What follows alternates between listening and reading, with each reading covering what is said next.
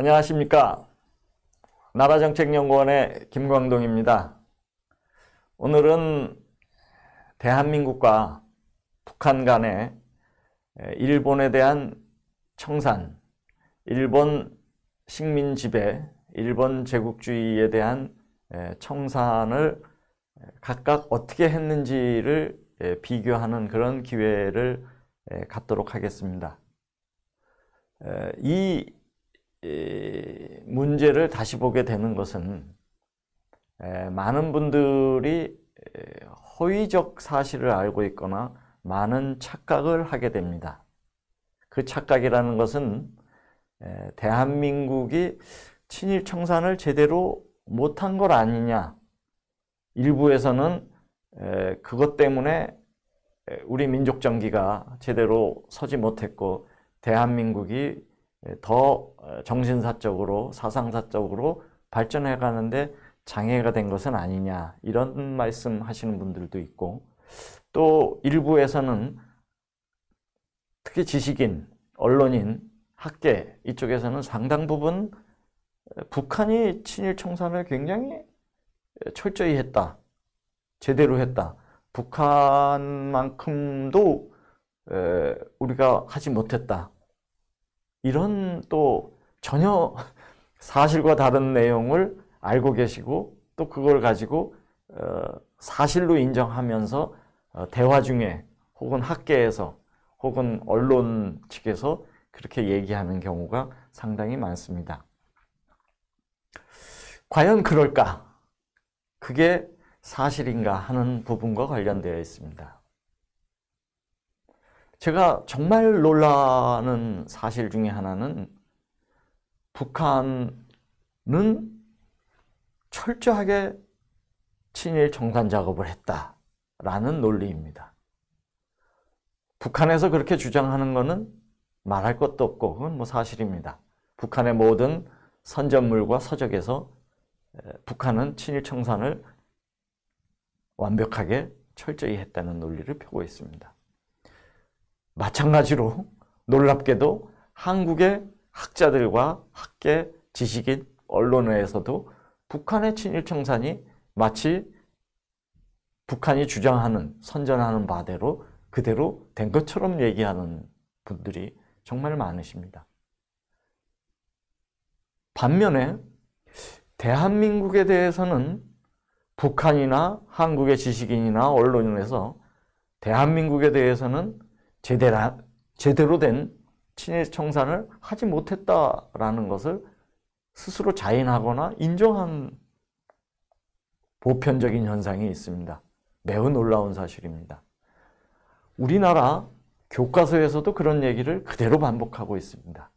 한국 교과서에 혹은 한국 학계나 언론계가 반민족자 처벌 특별위원회는 정상적으로 활동하지 못했다.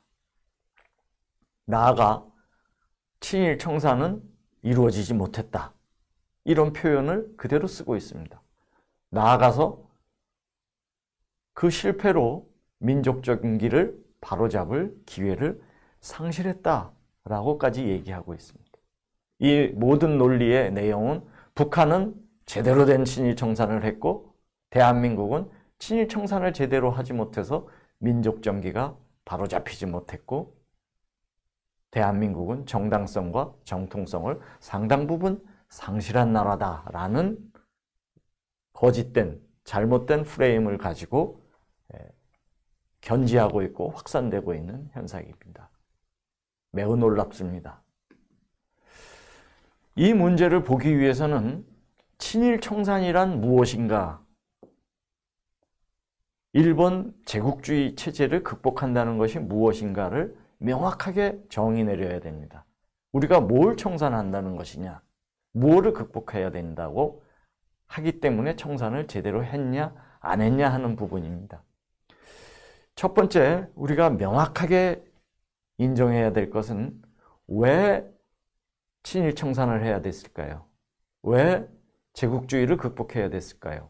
왜 항일 투쟁을 해야 됐을까요? 명확한 겁니다. 첫째는 자유를 유린하기 때문에 그 자유를, 민족의 자유를 쟁취하기 위해서 항일투쟁을 한 것입니다. 왜 항일투쟁을 했냐? 왜 친일청산을 해야 되냐? 자유를 누리는 민족을 만들기 위한 겁니다. 민족의 자유, 개인의 자유를 얻기 위해서 항일투쟁도 하고 제국주의 극복도 하고 친일청산도 해야 됐던 겁니다. 자유입니다.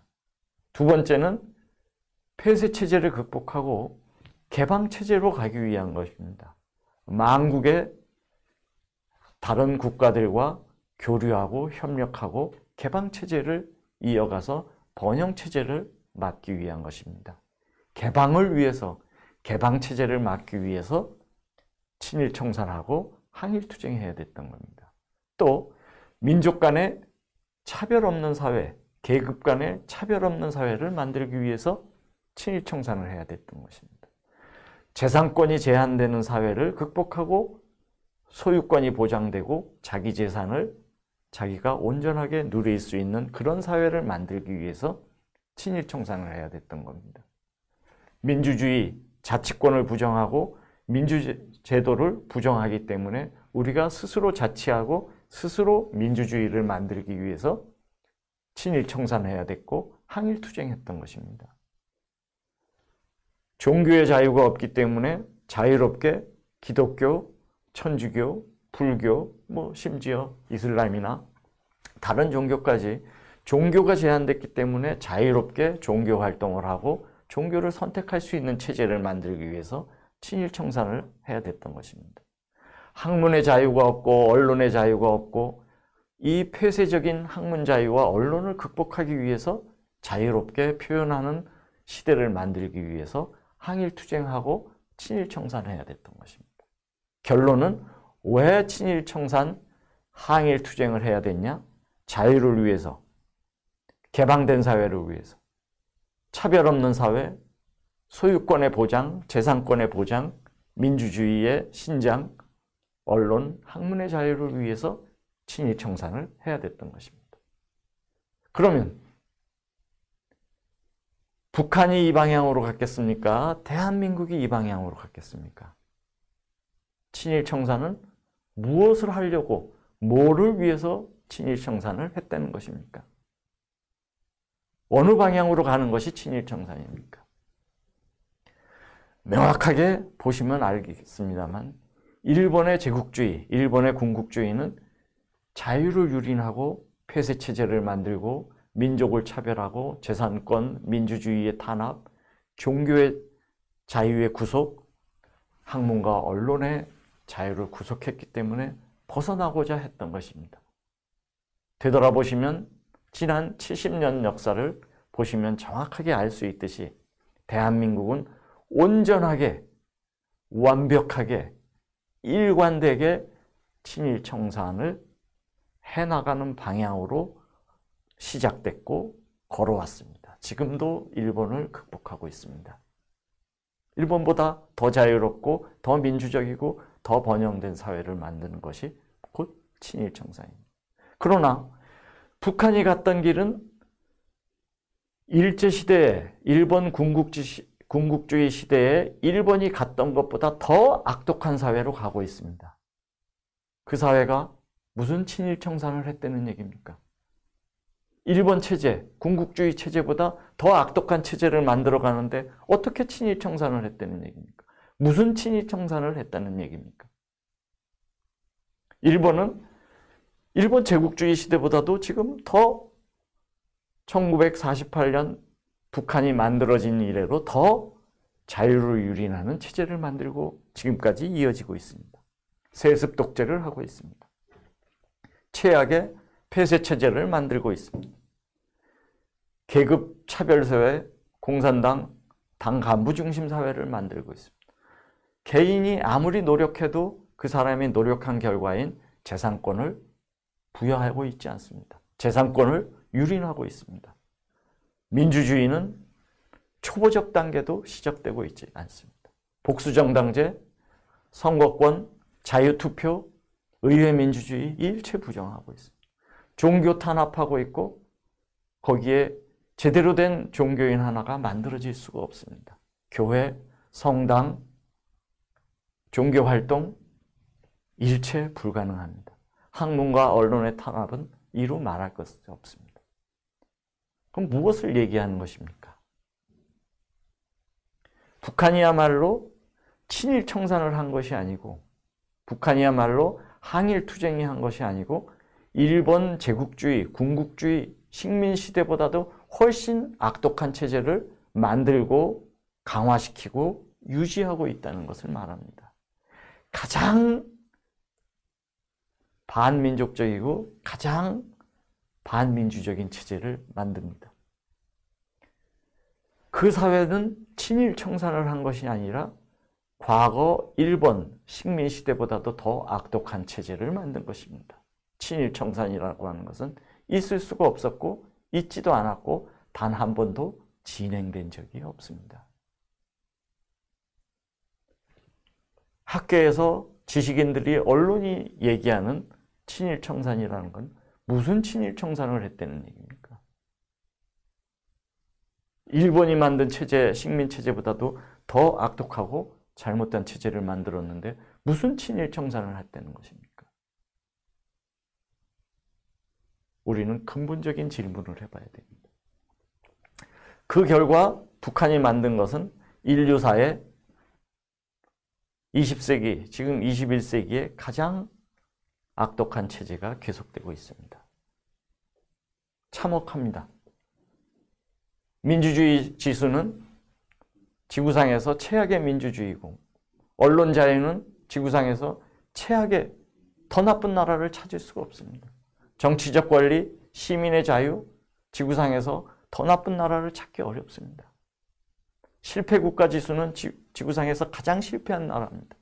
최악의 지도자, 지구상에서 가장 최악의 지도자입니다. 모든 결론은 일본 군국주의 체제보다도 훨씬 악독한 반민족적, 반민주적, 반자유적 체제를 형성시키고 만들고 강화시켜 왔다는 것입니다. 친일 청산을 한 것이 아니라 일본 제국주의 시대보다도 민족을 더 악의 구렁텅이로, 문명의 파괴의 시대로 끌고 갔다는 것입니다. 친일 청산이라는 것은 언어 도단이고 있을 수가 없는 내용입니다. 우리는 그것을 몇 가지 사실을 가지고 더 입증해 볼 수가 있습니다. 만약에 북한이 그렇게 자랑하듯이 친일 청산을 철저하고 제대로 했다면 어떤 친일자를, 어떤 군국주의자를, 어떤 반민족 행위자를 처벌했는지, 누구를 처벌했는지를 입증시키고 밝혀야 됩니다. 제가 많은 사람들한테 물어봅니다. 지식인들, 언론인들한테 물어봅니다. 북한이 친일 청산 제대로 했다며 철저하게 친일 청산했다고 하지 동의하죠? 누구를 했나요? 어떤 분을 했나요? 그 실명을 아나요? 그 한 명이라도 얘기할 수 있나요? 저는 아직까지 북한이 그렇게 친일 청산을 제대로 철저하게 했다는 사람한테 누구를 했는지, 어떤 반민족자를 처단했다는 얘기인지, 청산했다는 얘기인지, 그 누구를 했다는지 들어본 적이 없습니다. 밝히지 못하고 있습니다. 왜? 하지 않았기 때문에 그렇습니다. 지금까지도 조선 전사, 수십 권짜리로 대단한 것이죠. 조선 노동당 약사,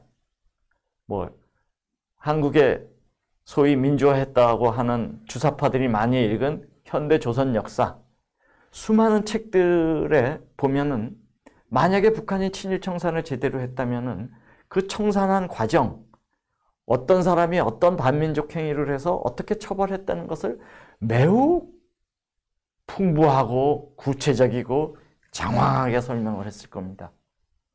한번 제가 권고 드리는데 들어가 보세요. 찾아보세요.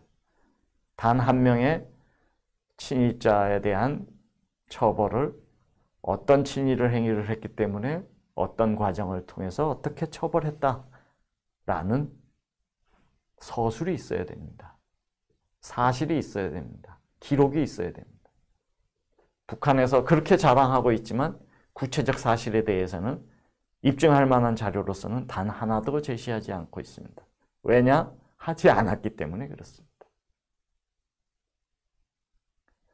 유일하게 제가 찾은 것은 조선 전사에 리아무개와 방아무개를 반민족 행위로 처단했다. 이런 표현은 있습니다. 그것도 실명이 아닙니다.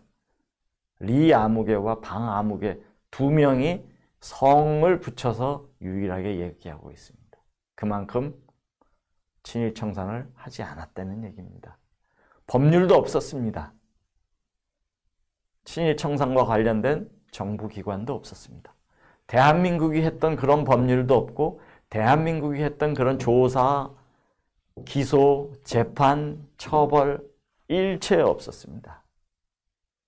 북한에서 있었던 것은 단지 공산주의 혁명을 진행하기 위해서 재산 뺏기가 있었습니다. 국민의 재산, 민족의 재산, 인민의 재산을 김일성의 재산, 조선노동당, 공산주의자들의 재산으로 만들기 위한 공산주의 혁명이 있었고 그 공산주의 혁명의 본질은 자유를 유린하고 각 개인이 가지고 있는 재산을 뺏어서 노예화시키는 것이고 재산 없는 사람을 동원하고 일시키는 구조입니다. 재산을 뺏기 위해서 공산주의 혁명을 하게 됩니다. 그리고 그 공산주의 혁명 과정에서 표현된, 언급된 모든 내용들은 다 민족 반역자, 친일 분자라는 표현을 썼습니다. 재산 있는 사람은 민족 반역자다, 친일 분자다, 그리고 재산을 뺏었습니다. 공장 있는 사람, 건물 가진 사람, 토지를 가진 사람, 기업을 하는 사람 다 친일 분자, 민족 반역자, 그러면서 재산을 뺏었습니다. 다시 얘기하면 공산제국주의, 공산전체주의를 만들기 위해서 재산을 뺏어야 됐고 재산이 있는 사람한테 재산을 뺏는 명분으로 공산주의자들이 너 친일분자야, 너 민족반역자야 라고 얘기하면서 뺏어갔습니다. 그것은 친일청산이 아니고 공산혁명입니다. 재산 뺏기입니다. 인권의 유린입니다. 자유의 유린 과정이지 친일청산이 아닙니다. 북한에는 친일청산이란 있지 않았습니다. 공산주의, 재산 뺏기, 자유유린 행위를 하면서 표현으로 선동적으로 친일분자다, 민족반역자다라는 표현들을 계속 했었을 뿐입니다. 대한민국은 결코 그렇지 않았습니다. 대한민국은 반민족 처벌자 특별법을 만들어서 조사하고 수천 명을 조사하고 408명에 대해서 영장을 청구하고 그 중에 221명을 기소하고 38명을 재판에 올리고 또 처벌을 했습니다. 이것은 정치적 처벌이기도 하고 법률적 처벌이기도 했습니다. 당시 우리가 할 수 있는, 우리 사회가 감당할 수 있고 버텨낼 수 있는 그 작업을 했던 것입니다. 대한민국이니까 그 당시 상황에서 그 정도의 친일자 처벌, 민족 반역자 처벌에 나설 수 있었던 것입니다. 북한과는 완벽하게 다릅니다. 우리는 정확하게 법률에 의거해서 조사와 재판과 3심 제도에 의거해서 친일자 처벌에 나섰던 것입니다. 북한하고는 차원이 다른 친일자 처벌입니다. 대한민국이기 때문에 가능했던 것이고 북한이기 때문에 전혀 하지 않았던 것입니다. 제가 왜 우리가 맞이한 상황 속에서도 할 수 있는 최대의 역량의 친일자 처벌을 했냐?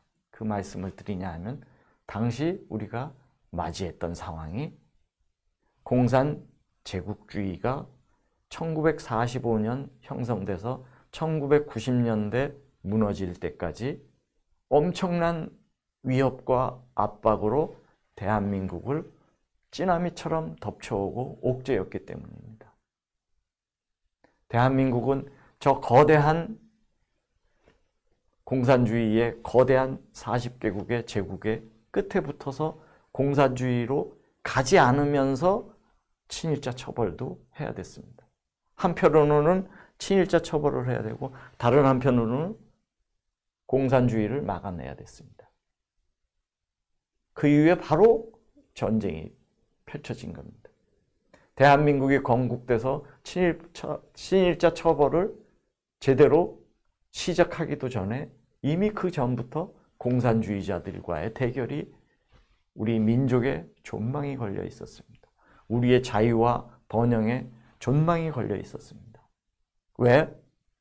공산주의자들은 이미 북한이 만든 각종 체제와 공산주의가 만든 각종 제도, 질서, 자유윤리에서 보듯이 공산주의자들은 일본이 만든 체제보다도 훨씬 더 자유를 유린하고 민족을 탄압하고 인민을 굶기고 자유와 재산권을 유린하는 것을 알고 있었기 때문에 한편으로는 친일자 처벌을 하면서 더 큰 노력은 공산주의가 대한민국 전체를 집어삼키지 않기 위한 투쟁에 나섰어야 됐습니다.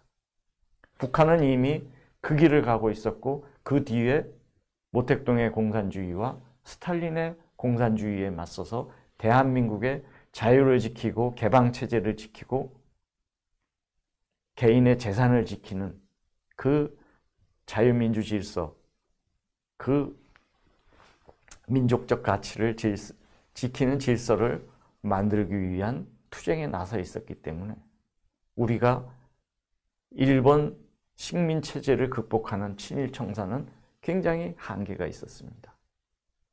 그 이후에 펼쳐진 건 바로 건국된 지 불과 1년 6개월 지나서 또 공산주의의 400만의 살상을 가져오는 공산주의의 전면 남침에 대결을 해야 됐습니다. 그것이 대한민국이 맞이한 운명이었습니다. 한편으로는 친일자 처벌을 하면서 한편으로는 일본 군국주의보다도 더 악독한 민족과 자유를 유린하는 공산주의와 맞서야 됐고 곧 전쟁으로 이어졌기 때문에 400만이 살상당하는 상황 속에서 우리가 맞선 제1과제는 공산주의를 극복하는 것이 먼저였기 때문에 제한적일 수밖에 없었다는 말씀을 드리는 것입니다.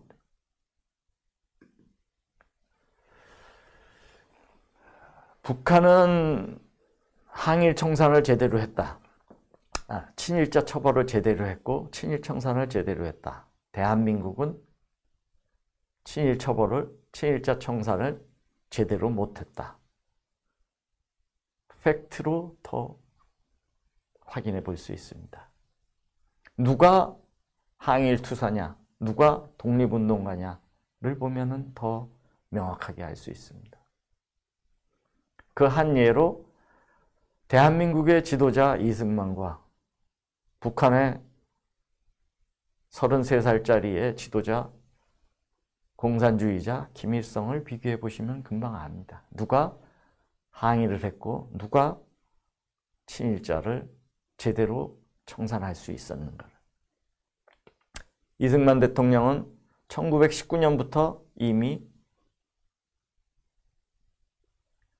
상해 임시정부의 대통령입니다. 대한민국의 항일 지도자로서 김구 선생님과 함께 유일하게 가장 민족 전체가 숭배하고 인정한 지도자입니다. 1945년 일제가 패망했을 때 우리 국민 모두는 이승만을 대통령으로 모시고 싶어 했습니다.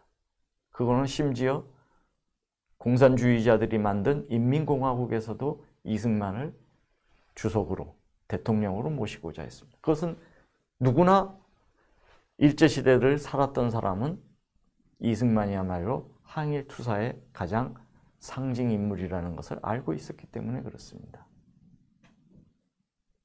1919년 이후로 이미 민족 전체가 항일 지도자의 최고 반열에 이승만이 있었습니다.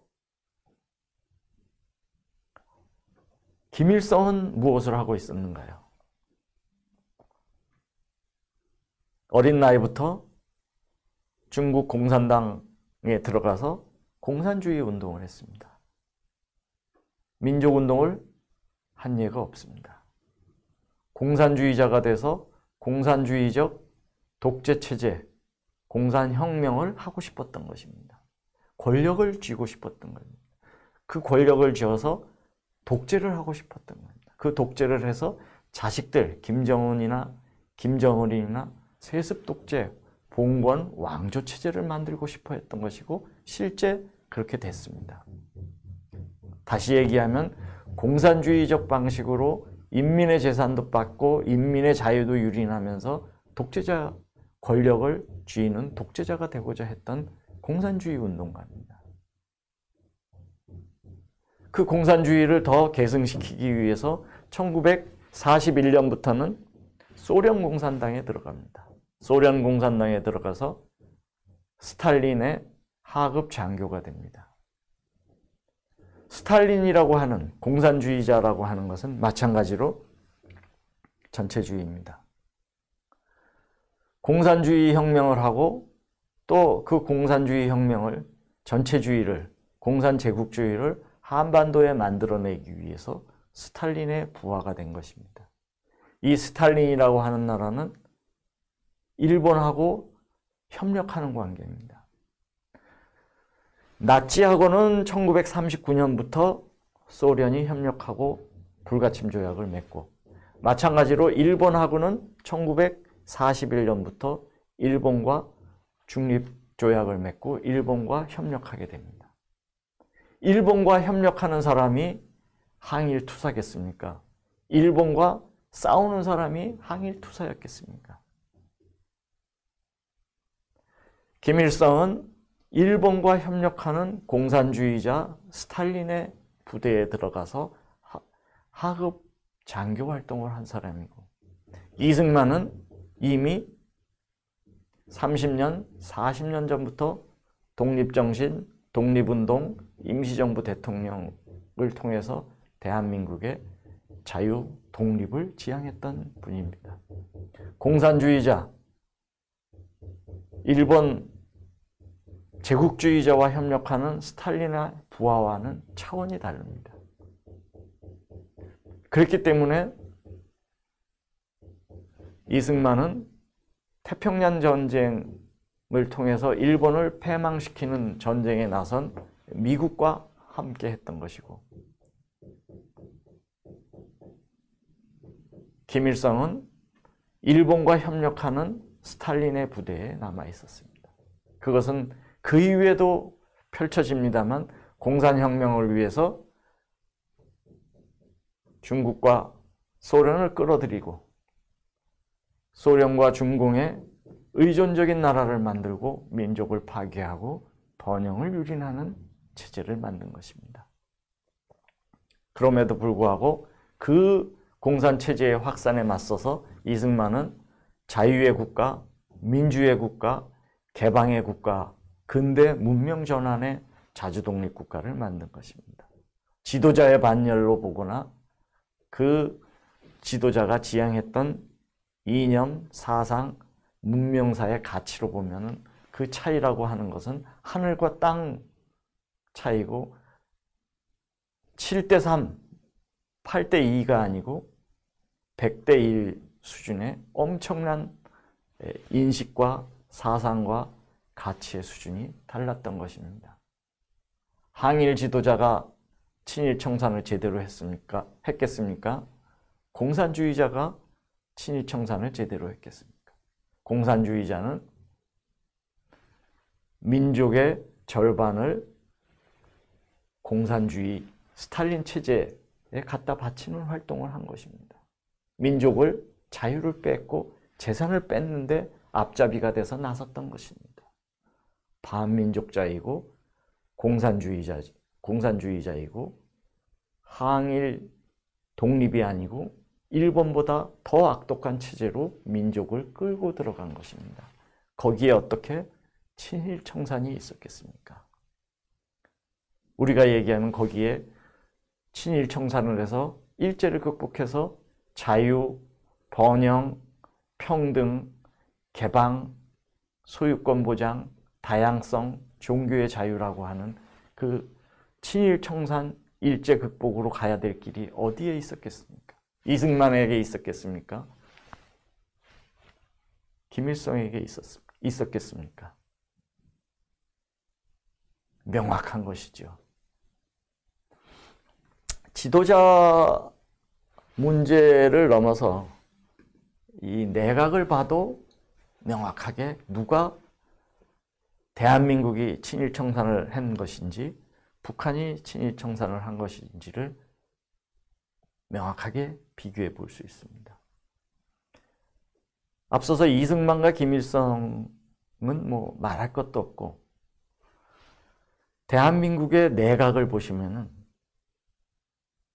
북한의 내각과 비교해 보면 아 이게 정말 가장 민족주의자들, 가장 일본에 대항했던 분들이 대한민국의 내각이라는 것을 알 수 있습니다. 정부를 구성했다는 것을 알 수 있습니다. 부통령 이시영, 임시정부 내무총장입니다. 국무총리, 국방장관을 하셨던 이범석, 광복군 사령관입니다. 대법원장 김병로, 항일 투사, 항일 변호사이십니다. 국회의장 신익희, 임시정부의 외무총장입니다. 법무부 장관 이인 항일 변호사고 외무부 장관 장택상 일제시대 때 투옥까지 한 항일 운동가입니다. 문교 장관 안호상 항일 교육가고 말할 것도 없습니다. 일제히 대한민국의 정부는 항일 민족운동가들의 총결집입니다. 북한의 내각을 한번 보시겠습니까? 북한의 지도자들을 한번 보시겠습니까? 철저하게 친일자들로 결집되어 있습니다. 거기서는 친일이냐 항일이냐를 절대 따지지 않았습니다.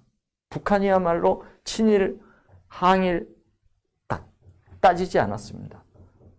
인민으로부터 재산을 뺏는 공산주의 운동에 합류할 거냐 안 할 거냐 이것만 가지고 분류를 했습니다.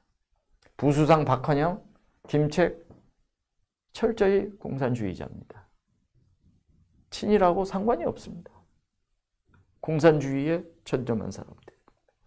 대한민국을 일본의 식민지에서부터 공산주의의 식민지, 스탈린의 식민지로 만드는데 전념했던 사람들입니다. 홍명이 마찬가지입니다. 일제 때 전쟁대책협의회에 활동을 했습니다.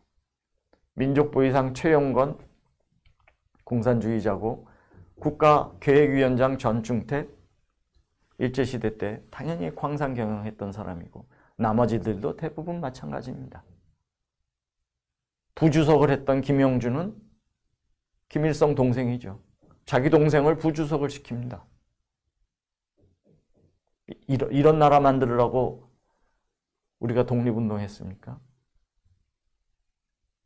동생을 부주석 시키는데 그 동생은 일본 제국주의 시대에 만주에서 헌병의 끈아풀이었습니다. 헌병보조원입니다. 인민위원회를 만들었을 때 서기장 최고 직위가 강양옥인데 자기 외할아버지 사촌동생입니다. 자기 외할아버지 동생 일제 때 도의원도 했습니다. 헌병 앞잡이 이런 사람들을 가지고 나라를 만든 겁니다. 어디에 항일 투사가 있습니까? 어디에? 공산주의자, 또 다른 제국주의로 대한민국을 몰고 갔거나 친일했던 사람들의 결집이야말로 북한 체제입니다. 친일은 북한이 했고 제국주의는 북한이 만들었고 항일 독립, 민족의 자유, 번영, 일제의 극복, 자유, 대한민국이 한 것입니다. 그래서 오늘의 대한민국이 성공한 것입니다.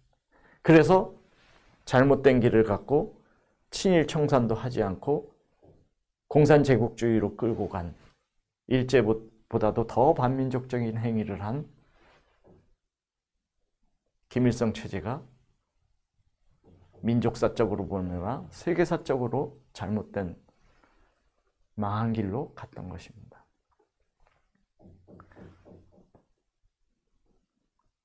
재미있는 내용을 하나 소개시킨다면 1941년 초에 쓴 2차 대전이 발생하기 전에 쓴 이승만의 저서입니다. Japan Inside Out, 일본의 본질이라는 책입니다.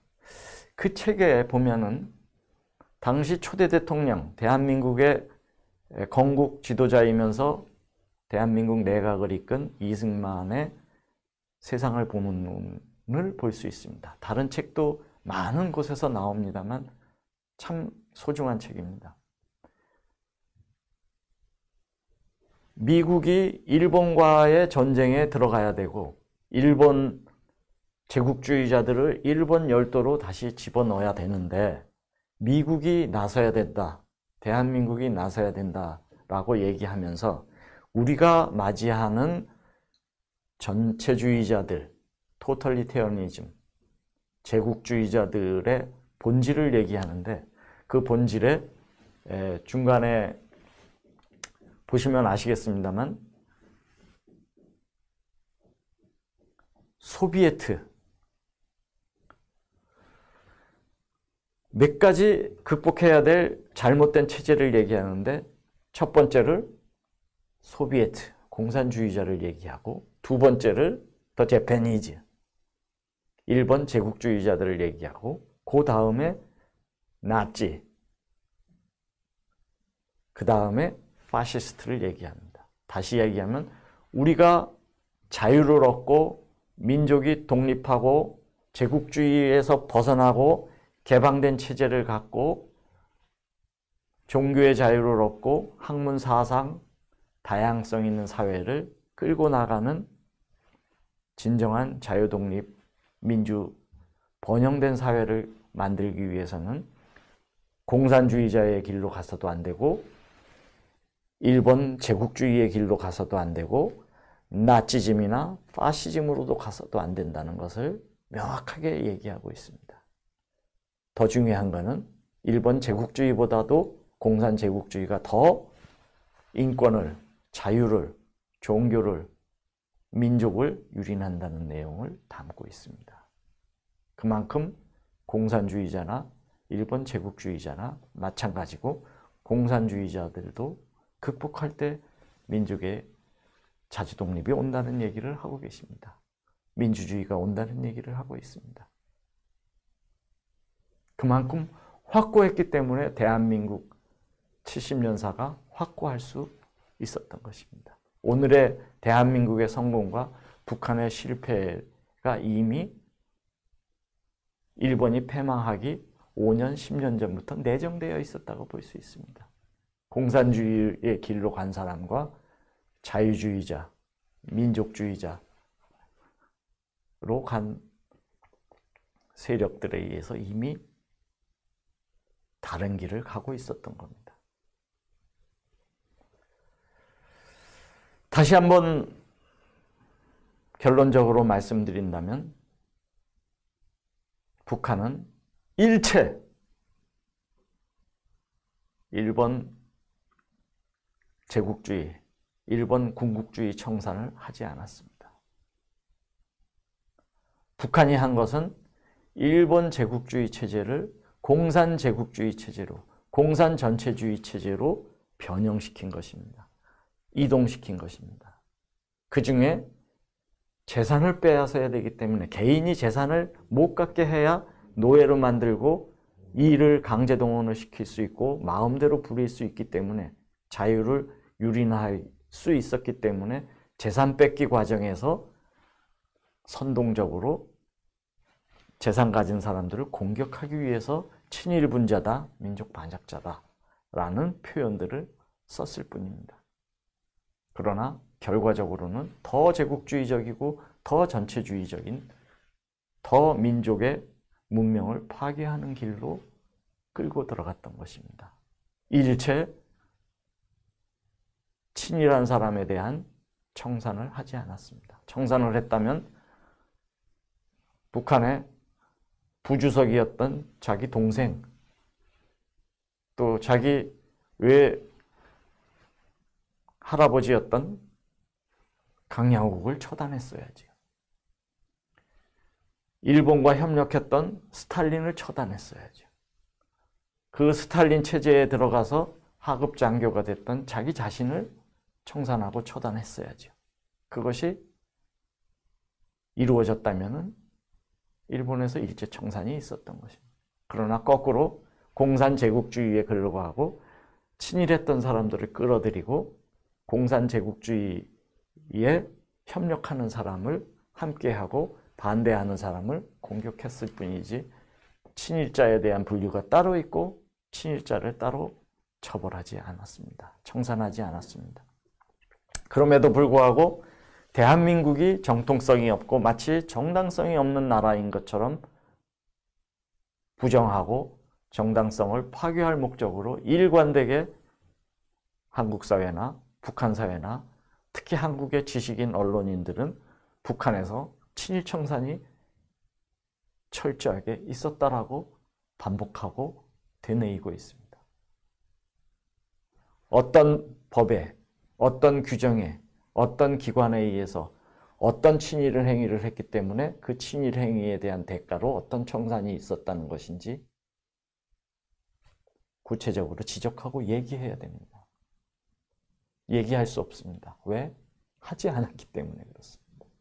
했다면 지금이라도 80년이 지난 지금이라도 얘기해야 됩니다.